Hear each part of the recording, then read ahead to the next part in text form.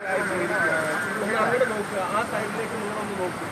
അവിടെ നമ്മളൊന്ന് കാണിച്ചാൽ അവിടെയൊക്കെ വീടുകളാണ് ഉണ്ടായിരുന്നത്. ആ മണ്ണടിഞ്ഞ് നിൽക്കുന്നതൊക്കെ വീടുകളാണ്. കുറച്ചും കൂടെ റൈറ്റിലേക്ക് നോക്കിയാൽ അവിടെ ഒരു വായനശാലയായിരുന്നു.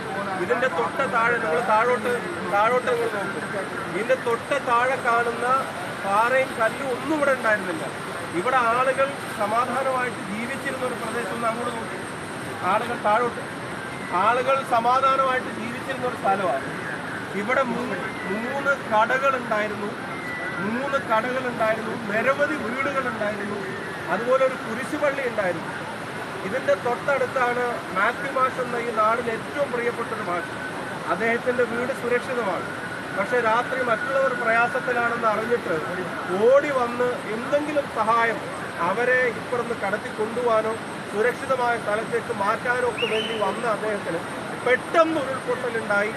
അദ്ദേഹത്തിന് പിടിച്ചു നിൽക്കാൻ കഴിഞ്ഞില്ല. അദ്ദേഹത്തെ രക്ഷിക്കാൻ വേണ്ടി കയറെടുക്കാൻ വേണ്ടി ഒക്കെയുള്ള ആളുകൾ തിരിഞ്ഞു. ആ തിരിഞ്ഞ സമയത്തേക്കും വലിയ ഒരു പാറ വന്ന് ആ കുരിശുപള്ളിയും കടമുറിയും എല്ലാം എടുത്തുകൊണ്ട് പോയി.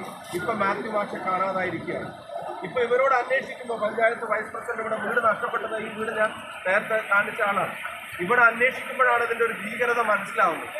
അന്ന് രാത്രി മേലെ ഉരുൾപൊട്ടിയിട്ടുണ്ടെന്നുള്ളൊരു ചെറിയ സൂചന കിട്ടിയത് കൊണ്ട് ഇവിടെയുള്ള എല്ലാ വീടുകളിൽ നിന്നും ആളുകളെ മാറ്റി.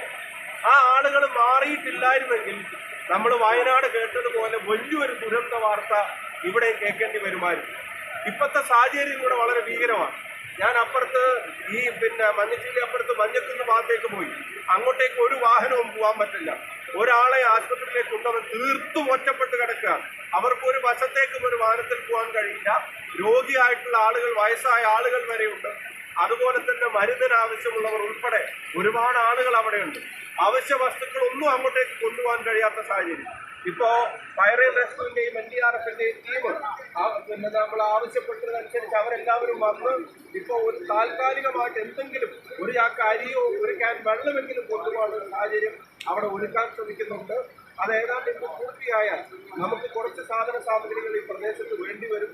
എന്ന് മാത്രമല്ല, ഇവിടെ വീട് നഷ്ടപ്പെട്ടവർക്ക് ഇവിടെ ഇപ്പം ഞാൻ ഈ നിൽക്കുന്ന സ്ഥലത്ത് എന്ത് നഷ്ടപരിഹാരം കൊടുത്താലും ഇവിടുത്തെ ആളുകൾക്ക് ഒരു വീട് ഇവിടെ പണിയാൻ കഴിയാത്തൊരു സാഹചര്യമാണ്. അതുപോലത്തെ ഒരു ഗുരുതര സാഹചര്യത്തിലാണ് ഉള്ളത്. തീർത്തും ഒറ്റപ്പെട്ടിരിക്കുകയാണ്. വയനാട് ഉണ്ടായതുപോലെ തന്നെ അപകടം ഉണ്ടാവുമായിരുന്നു. ഇന്നലെ രാത്രി ഇവിടുത്തെ പൊതുപ്രവർത്തകരും അതുപോലെ തന്നെ പള്ളിയിൽ അച്ഛനും ജനങ്ങളും നാട്ടുകാരും പഞ്ചായത്ത് വൈസ് പ്രസിഡന്റും ഇവിടുത്തെ ജനപ്രതിനിധികളും എല്ലാവരും കൂടെ ചേർന്ന് എല്ലാവരെയും മാറ്റിയത് കൊണ്ട് മാത്രമാണ് വലിയൊരു ദുരന്തത്തിൽ നിന്ന് ഈ നാട് ഒഴിവായത്. അപ്പൊ അതിന്റെ ഇടയ്ക്കും മാത്യു മാഷെ കാണുന്നില്ല എന്നുള്ള സങ്കടം നാടിനൊന്നാകെയുണ്ട്. അപ്പോൾ വെലങ്ങാടിനും കുറച്ച് ആവശ്യങ്ങളുണ്ട്. ഞാൻ നിങ്ങളെ അറിയിക്കാം. വഴിയുടെ കാര്യം ഇപ്പോൾ തുടങ്ങി വെക്കുന്നുണ്ട്. ഒരു മെഡിക്കൽ ടീം ഇങ്ങോട്ടേക്ക് വരാനുള്ള തീരുമാനങ്ങളായിട്ടുണ്ട്.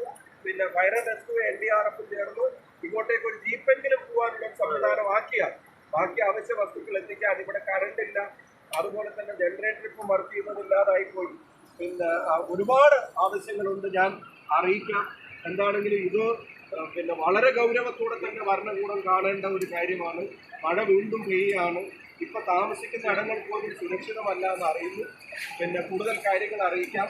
ഇവിടുത്തെ അവസ്ഥയിൽ ഞാൻ പൊതുജനങ്ങളുടെയും ഇവിടുത്തെ ഭരണകൂടത്തിൻ്റെയും മുമ്പാകെ കൊണ്ടുവരികയാണ്. ദയനീയമായ ഭീകരമായിട്ടുള്ള അവസ്ഥയാണ് ഇവിടെ നിലനിൽക്കുന്നത്.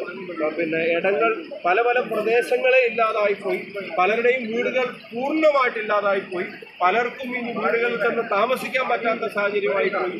അവരുടെ കൃഷിയും കടയും മറ്റെല്ലാം നഷ്ടപ്പെട്ട ഒരു ജനത ഒറ്റപ്പെട്ട് നിൽക്കുകയാണ് വെലങ്ങാട്. ഇവരെല്ലാവരും കൂടെ ചേർന്ന് അവർക്ക് വേണ്ട കാര്യങ്ങൾ ഒരുക്കാൻ ശ്രമിക്കുന്നുണ്ട്. അതിൻ്റെ കൂടെ നമുക്കും പങ്കാളികളാവാം.